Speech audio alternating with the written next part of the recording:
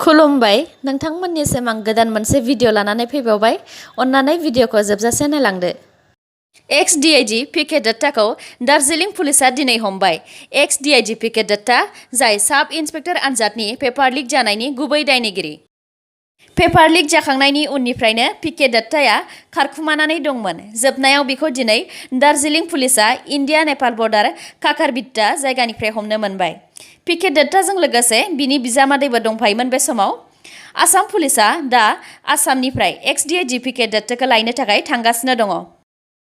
दिनैसिम साब इन्सपेक्टर आनजादनि पेपार लिक जानायाव एक्स डिआइजि पि.के. दत्ता आरो बिजेपिनि लिडार दिबान देखाजों लोगोसे सा 23 जननिबो बाराखौ एरेस्ट खालामबाय। बखाघाटनि पुलिसआ सासे गान्दा सिखारिखौ हमदों। हमजानायनि मुङा चन्द्र दले। बियो बखाघाट पलासकुरि गामिनि। बखाघाट पुलिसआ बिनि न' सिंनिफ्राय गर 17 गुलि हा सिङाव फबनानै दोननाय हमनो मोन्दों। गान्दा सिखारि चन्द्र दलेया 2013-14 आवबो गान्दा गावथारनायनि दायाव जेल जानांखांबायमोन। बखाघाट पुलिसआ दा बिनिफ्राय सोंनाय फिननाय लागासिनो दङ। 2 अक्ट'बराव नर्थ लखिमपुर डिस्ट्रिक्ट जेलनिफ्राय खारखुमानाय सासे केदिखौ आसाम पुलिसआ हमफिननो हाबाय। खारखुमानाय केदिनि मुङा पाप्पु दास। बिखौ 20 जुनाव सिखाव खावनायनि दायाव जेलाव सोनाय जादोंमोन। आसाम पुलिसआ पाप्पु दासखौ मैया मोनायाव दरफां होननाय मोनसे जायगानिफ्राय हमदों, जेराव बियो थाखुमानानै दंमोन।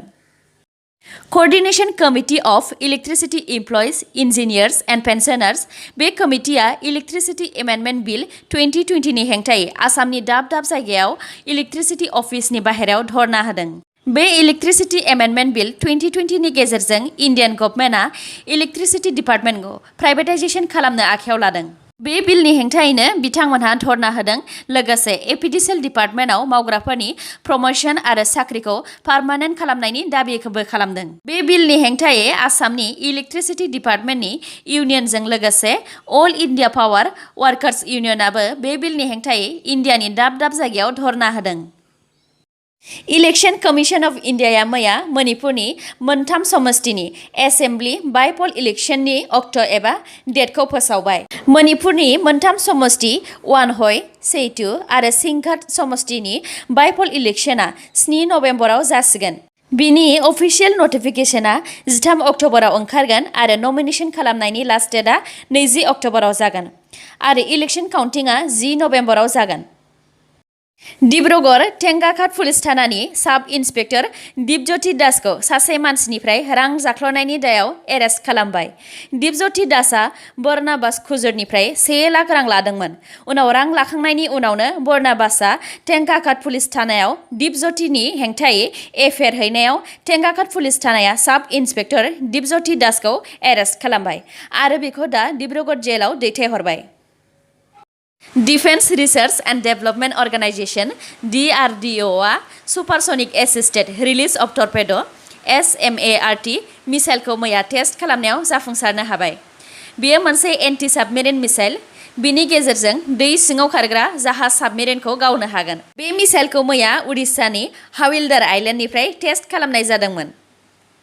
चराइदेव जिल्लानि थेंगाफुखुरि दुमदुमुलि गामियाव सासे 60 बोसोर बैसोनि जीवन गगैआ सासे 7 बोसोर बैसोनि हिन्जावसा गथ'खौ जिनाहारि खालामनो नाजानायनि दायाव एरेस्ट खालामजाबाय।